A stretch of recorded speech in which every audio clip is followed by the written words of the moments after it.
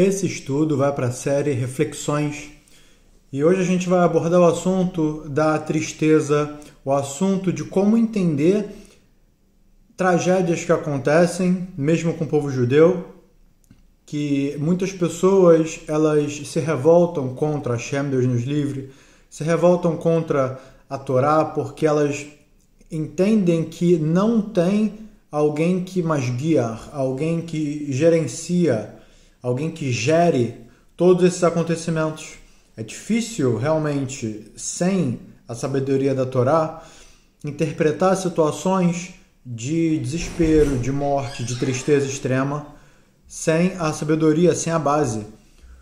Porque a partir do momento que a gente entende que o mundo existe um sistema e dentro desse sistema existem as consequências, vai ficando um pouco mais fácil de entender. Obviamente, não é fácil entender assuntos de morte, assuntos de derramamento de sangue, assuntos de tortura, de sequestro. É algo muito grave, é algo muito difícil para o ser humano absorver isso, obviamente. Muitas pessoas entram realmente, infelizmente, crises e muitos culpam a Deus e se revoltam contra Deus e não aceitam esse decreto como parte de algum sistema ou parte de algum planejamento. As pessoas entendem isso como uma vingança. Então, como assim Deus vai se vingar de alguém? Deus vai fazer mal para alguém? Como pode ser? A gente entende Hashem como o auge do bem, como quem proporciona para a gente só benefícios, só coisas boas, o nosso Pai. Como o nosso Pai vai botar a gente de castigo? Não, a gente só quer que o nosso Pai dê pra gente benefícios, coisas boas, mesada. Mas e quem não obedece às ordens do Pai vai pro castigo? Então a gente vai começar a entender aqui, eu vou tentar ao máximo esclarecer esse ponto, que ele é muito importante, que ele traz perguntas como: onde estava Deus no Holocausto? Onde estava Deus no 7 de outubro? Onde estava Deus, que a gente leu agora em Hanukkah, no livro dos Macabim, no livro de Yehudit, no livro de Yosifun, que lá explica como o povo judeu foi massacrado naquela época, como o templo foi destruído. Na verdade, que não foi destruído, ele foi merulado, infelizmente ele foi pego santidade transformada em hol. Como fala isso? Acabaram com a santidade do local, em outras palavras. E em seguida aconteceu que o povo judeu passou sim por uma matança, foi uma tragédia, como a gente explicou anteriormente, a famosa tragédia. E está escrito nesses livros também que eu acabei de citar. O que gerou? Como começou o problema?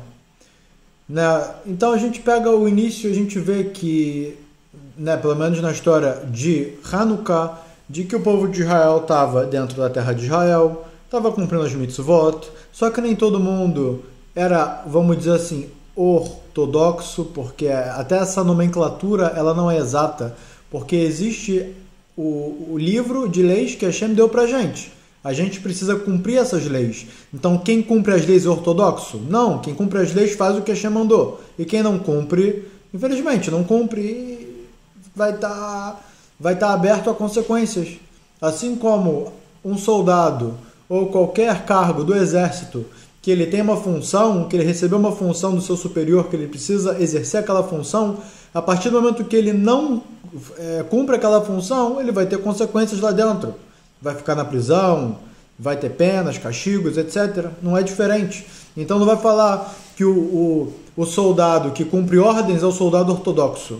E o soldado que cumpre parte sim, parte não, ou então não cumpre nada, aquele é o soldado liberal. Não existe isso. A gente traz isso para um outro exemplo, fica até uma piada, fica ridículo. Então, esse cara não é soldado. Se ele não cumpre as leis, se ele não cumpre as ordens, ele não é soldado, ele vai ter que se demitir, vai ter que fazer outra coisa. O problema é que quando a pessoa se converteu ao judaísmo, ou ela nasceu com essa alma de judeu, ela não tem como sair fora disso, não tem como ela entregar essa parte da alma especial e falar: não, agora eu quero viver não sendo judeu. Não tem essa opção. Então a gente começa a ver que, vamos voltar então para a época da destruição não, do Hilul, da profanação, a palavra profanação desse templo, do primeiro templo, da época de Hanukkah. Então aconteceu que o povo de Israel, aconteceu que em volta da terra de Israel, os gregos, os Evanim, eles conquistaram. Então o povo de Israel ele viu, tiveram alguns do povo de Israel, alguns não, infelizmente foram muitos, que eram os que estavam menos apegados à Torá, menos apegados ao cumprimento da Torá. Eles foram ver o que tinha lá nessa cultura grega. Aí eles viram estádios, pessoas, né, fazendo de tudo nos estádios, pessoas contra animais, pessoas contra pessoas, e todo tipo do pão e circo da época que entretinha muitas pessoas. E os caras que viviam para o fisiculturismo da época, para ter os seus músculos expostos, para ver quem é mais forte, quem mata o outro, quem levanta mais peso, etc. Quem corre mais rápido, quem arremessa mais longe, quem nada mais rápido, etc. E os judeus se impressionaram com isso e eles começaram a gostar dessa cultura, a praticar essa cultura. No fim, eles quiseram trazer essa cultura para dentro da terra de Israel. Eles construíram estádios aqui dentro e começaram a seguir essa cultura. Posteriormente, o que a gente vê que acontece?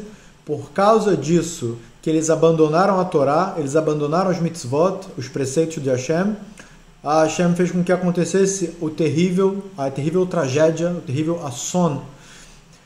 A gente entende e vê que a Torá explica pra gente que realmente Torá, mitzvot, ser judeu é uma responsabilidade gigantesca. Assim como quando o judeu pratica e faz a vontade de Hashem, o sahar dele, a recompensa dele é atsumá, é gigantesca, o tamanho da alma dele, que ele vai conseguindo completá-la cada vez mais, a mente dele, que ela vai se desenvolvendo bastante, só a parte mesmo física, a parte material que a pessoa ela vai conseguindo conquistar bem, ou seja, vários tipos de bênçãos recaem sobre a pessoa e a querem ba'olamabá, e a querem laolamabá. E o principal da recompensa vai ser no Olamabá. Ou seja, tudo isso que ainda quem se dedica pela Torá e pelos preceitos das mitzvot, o que tem aqui ainda é só uma pequena fração, ainda é algo irrisório perto do que ela vai ganhar no próximo mundo. E agora a gente precisa abordar um pouco a Parashá Bechukotai.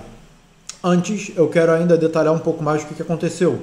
Quando os gregos eles entraram na terra de Israel e eles eles destruíram as Romot, as muralhas que tinham em volta de Jerusalém, e assim eles foram entrando na terra de Israel, a matança que eles fizeram foi algo terrível. Nas escrituras tem que tinham rios de sangue. Isso foi na destruição do primeiro templo, do segundo templo, morreram 64 milhões. Morreram 64 milhões de judeus. Você tem noção do que é isso? Não é como hoje em dia, deu um tiro, a bala penetrou em algum lugar e a pessoa morreu e tem só um rastrinho de sangue.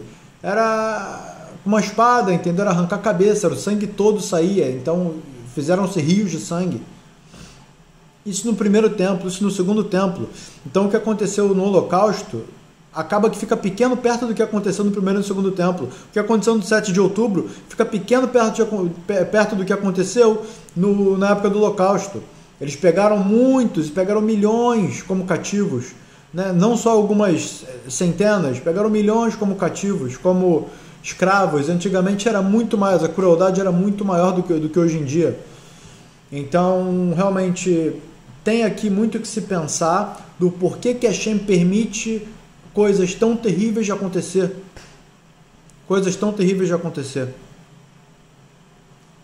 A gente pode ver também que quando o povo de Israel, sim, na verdade, quem começou a fazer o pecado do bezerro de ouro na entrega da Torá foram os Erevrav, foi a mistura dos egípcios que se converteram porque viram que os judeus estavam ganhando. Então eles fizeram toda essa revolução do bezerro de ouro. Parte do povo aceitou e quis fazer com eles. Quando eles fizeram e Moshe desceu uma praga, que Hashem mandou Moshe descer, que o povo estava fazendo coisa errada, desceu uma praga junto, Hashem mandou uma praga, que começou a matar milhares de judeus que estavam fazendo o pecado do bezerro de ouro. Por que essa praga veio? Por que Hashem se comportou com os judeus de maneira tão dura? Então a gente vai comer. Isso dá pra gente uma dimensão de tamanha responsabilidade e o peso das mitzvot e de receber a Torá. Isso também é bom que para quem está para se converter, para quem pensa em se converter, conseguir através disso entender o tamanho do peso, que não é à toa, não é simplesmente, quero me converter para que me chamem de judeu, para eu ter esse título judeu, para eu ter o status judeu.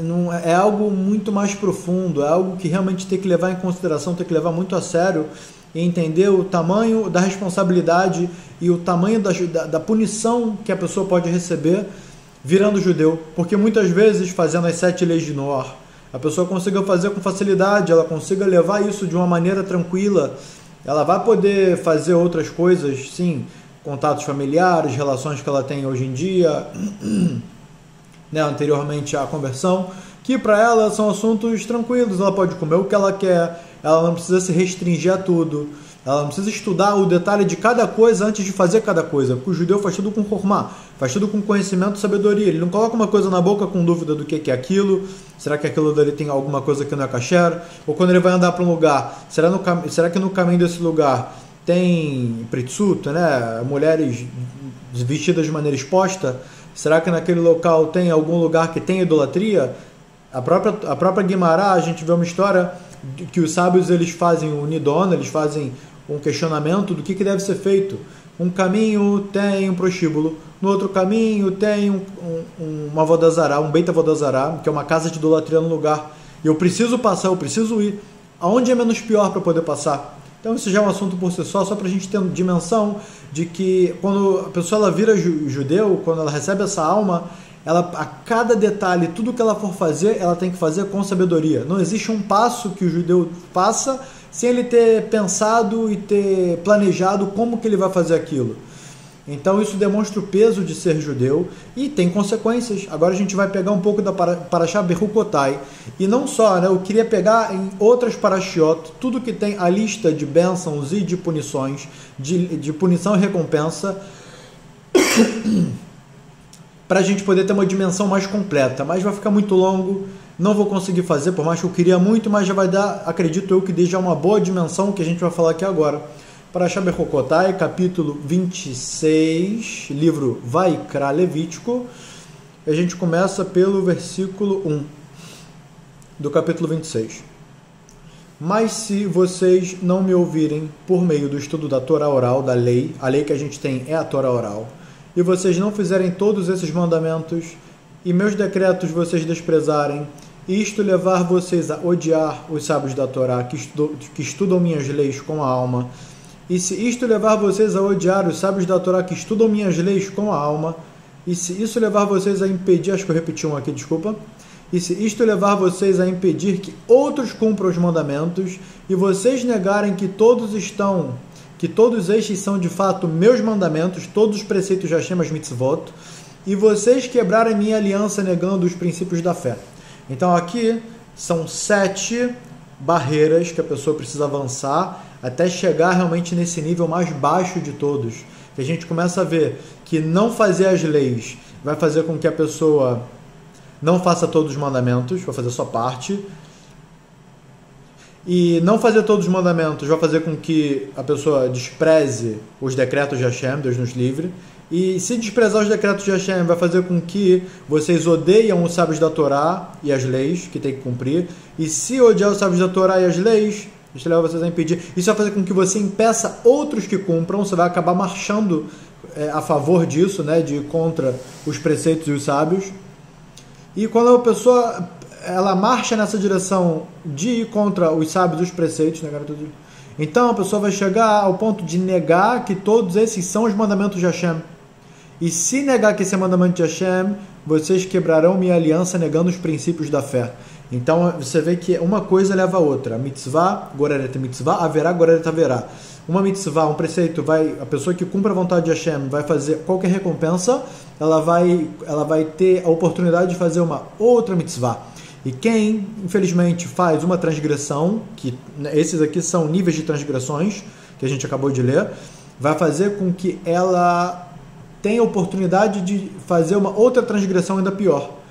Então, um sempre vai levar o outro ao próximo estágio, tanto do bem subindo as escadas, tanto do mal descendo as escadas. Aí começa a lista. Aí, né, depois desses 7, aí começa. Eu então farei o mesmo a vocês. Eu trarei sobre vocês o pânico, inflamação, febre, doenças que causam desesperança na busca pela cura, angústia para os membros da sua família quando você falecer. Vocês plantarão suas sementes em vão, porque elas não vão crescer, e se elas crescerem, seus inimigos vão roubar e vão comer suas sementes. Eu dirigirei minha atenção e deixarei todos os meus afazeres para lidar com vocês, de modo que vocês serão derrotados por seus adversários e seus inimigos dominarão vocês. Vocês fugirão aterrorizados, mas ninguém estará atrás de vocês, já que vocês não apresentarão nenhuma ameaça.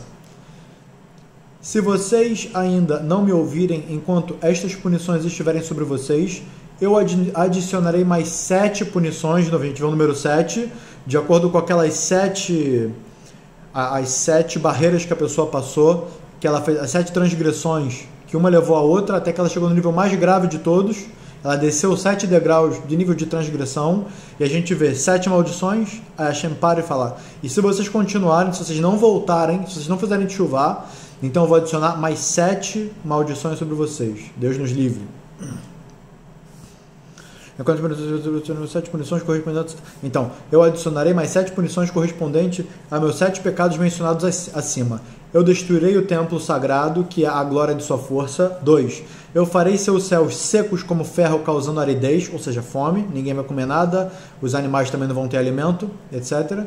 3. Sua terra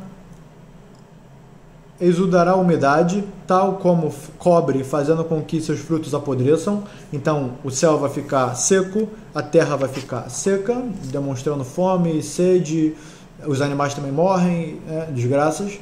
4. Vocês trabalharão duro na terra, mas sua força será desperdiçada em vão.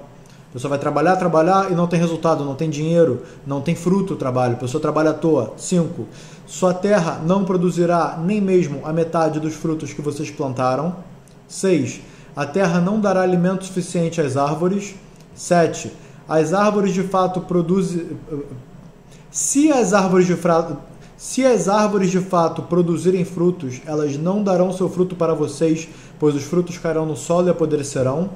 Se vocês ainda permanecerem indiferentes aos meus mandamentos e não desejarem me obedecer, eu acrescentarei mais 7 punições correspondentes aos 7 pecados mencionados acima. Então foram os primeiros 7, a Hashem adicionou mais 7, e agora a Hashem está adicionando mais 7. Eu incitarei os animais selvagens contra vocês. Eu juntarei com os animais domésticos que matam e cobras venenosas, e ela deixará vocês aniquilados ao matarem seus filhos. Eles destruirão por completo o seu gado que pasta nos campos e diminuirão o número de animais que vocês criam dentro de casa. Seus caminhos grandes e pequenos se tornarão desertos. Se estas calamidades não forem suficientes para disciplinar vocês e os fazer retornar para mim, e vocês ainda desprezarem meus mandamentos, então eu também serei indiferente a vocês, mas eu de novo acrescentarei mais 7 punições pelos 7 pecados acima mencionados. Mais 7. 4ª vez. Eu trarei sobre vocês um exército armado com espada para vingar minha aliança com a punição descrita no livro de Devarim, onde o castigo da aliança está detalhado, ou seja, tem de novo mais listas de punições e recompensas em outras parashiot. No outro livro ainda, do Pentateuco, do Humash, e aqui está trazendo que lá ainda essa punição ela ainda está sendo mais bem descrita lá no outro livro. 2. Se vocês se reunirem em suas cidades por causa do cerco... 2. Vocês se reunirão em suas cidades porque os inimigos vão cercar por volta dos muros. 3. Eu enviarei uma praga contra vocês, e vocês serão forçados a enterrar os corpos fora de Jerusalém, onde então serão entregues nas mãos de seus inimigos. 4. Eu cortarei seus suprimentos de alimentos. Devido à escassez de madeira, 10 mulheres assarão pão em um mesmo forno. O pão se despedaçará dentro do forno, e elas trarão de volta seu pão como migalhas, por peso. Vai voltar como migalha e não como pão inteiro. Ou seja, é o detalhe do detalhe da quantidade de maldições que recaem sobre, infelizmente, aquele judeu que decide ficar longe da Torá. 7. Vocês comerão o pão, mas não ficarão satisfeitos. De novo, né? Foram as 7 na quarta e na quinta sessão de maldições. Se vocês ainda assim não me obedecerem e permanecerem indiferentes a mim, então eu trarei minha cólera contra vocês e castigarei vocês 7 vezes pelos seus 7 pecados. Ou seja, mais 7. Vamos lá. Vocês comerão a carne de seus filhos e vocês comerão a carne de suas filhas. Ou seja, está vendo que está ficando cada vez pior. Tem a primeira sequência dos 7, a segunda, a terceira, a quarta, agora a quinta, e está gravíssimo já, está terrível. Está terrível. Eu trarei, vocês comerão a carne de seus filhos e vocês comerão a carne de suas filhas. Eu demolirei suas altas construções e suas torres e castelos, esmagando seus ídolos que ficam ao sol nos cumes. Quando seus estômagos incharem de fome e vocês tomarem seu ídolo para beijá-lo, eu farei seus estômagos explodirem de modo que seus corpos cairão sobre seus ídolos. Meu espírito, a presença divina, ficará desgostoso com vocês e se afastará de vocês. Eu deixarei suas cidades caírem em ruínas e ninguém passará por elas. Eu transformarei seu templo sagrado em um lugar desolado, sem visitantes. Eu não aceitarei o aroma agradável de seus sacrifícios no templo sagrado, pois eles cessarão. Eu farei a terra tão desolada que terá uma consequência positiva. Ela ficará desolada até os inimigos que agora vivem lá. Eu espalharei vocês entre as nações e manterei a espada desbanhada contra vocês. A terra de vocês permanecerá desolada por um longo período e suas cidades se transformarão em ruínas. Continua.